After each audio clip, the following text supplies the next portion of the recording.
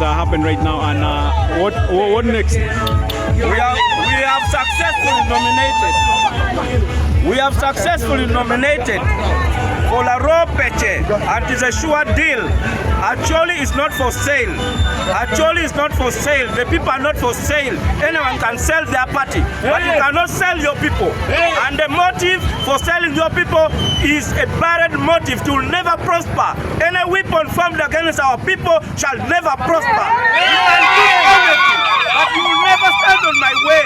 I have been the least of the least. This is my time to rise and serve my people. Whoever wants to be a minister, you don't need to be an MP. I am here for the people. I am not aspiring to be an MP. I am a servant. I am a servant leader. I am here for 4 issues. 1, the issue of health. Gulu does not have a Gulu hospital. A regional hospital is not a Gulu hospital. We need a Gulu hospital. Laroo-Pece is a division of a city. It is equivalent to a district. We need Laroo-Pece Division Hospital. We don't need health center 4. We don't need anything less than that. Badegela is equivalent to a district. A city division is a district. We need a district hospital in Badegela as in Laroo-Pece. We are fighting for free education with free feeding program.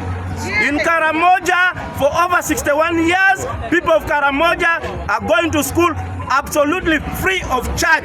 We don't need surcharge. We need free education and quality education with a feeding program. Government has that money. Our people must go to school. Our people cannot go to school. Our people cannot be having poverty as a limitation to their education. Government education is a service. We shall fight, and if you can do it in Karamoja, you can do it in Acholi. Yes. There is no reason why any parent should pay even 10 shillings. Yes. Because every living human being in Uganda, especially in Acholi, as long as you breathe, you pay taxes. Taxes are for facilitating services. Education should be 100% free. There's even no need for uniform. Why do you charge people uniform? Why do you let children go with food to school? Education is a service, and we are going to fight for 100% free education. No limitation. We also need free books. We need free meals, because we are citizens. Government of Uganda has eaten trillions of shillings, money meant for the poor and the people who have returned from the bushes where government failed to protect us. That's the reason why we are under conscience cover. So we are also in for fighting poverty at household level. My dear people, people in Gulu City go hungry. Mothers cry, going to empty stomachs overnight with children who just want a meal and they cannot afford it. The Minister for Disaster Preparedness and Relief is Acholi Hilaronek, and the Vice is also Acholi Honorable Abe Lilian. If they cannot see the poverty and hunger in Acholi as a cause for supply of relief, then why are they in those offices? You are right. I am an advocate that we don't need ministers in Acholi, because ministers are eating on behalf of poor people. What we need are services. What we need are services. We want good roads. We want markets. We want Omoro, Gulu, Abim, Agago, Moroto road to be done. We also want to export our things to the markets through Pokot to Kenya. Yes. We are not beggars. Acholi is 12% of the land in Uganda, but 40% of arable land. We cannot be poor. We are poor because government has oppressed us, and we have useless leaders. Yes. We have leaders who are sellouts.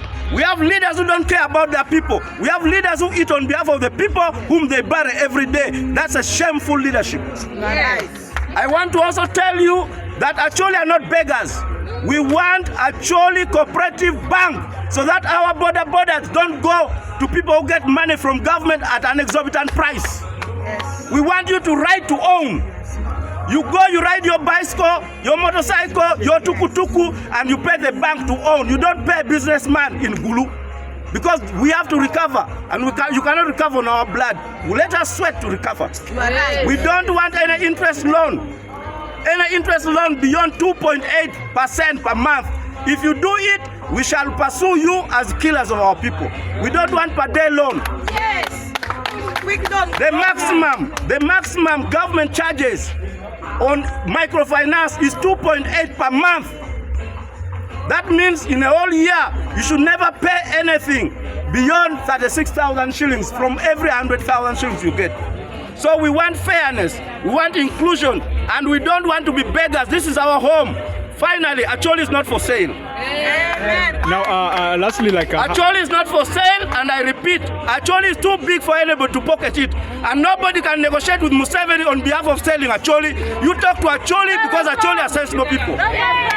how does it feel contesting against your party president in the same position? It is a shame that today I contest against Honorable Norbert Mao. He knows what he did. Honorable Mao did not apply to be a candidate in DP. Honorable Mao, who blessed me, I thank his blessing in combat, because this is war. War for our people. It is not a joke. And this is the end of comedy. Any leader who thinks whenever he comes to talk about Acholi issues is for people to laugh, let him start a comedy club. Opoka is not a comedian. Anyone who thinks a rally is about mediocrity, let them go back to where they came from. Me, I'm born here, and my burial grave will be at Palarajab Lunavasel. Anyone who is not going to be buried in Laroo-Pece should find where to go. Because Acholi is not for sale, I repeat.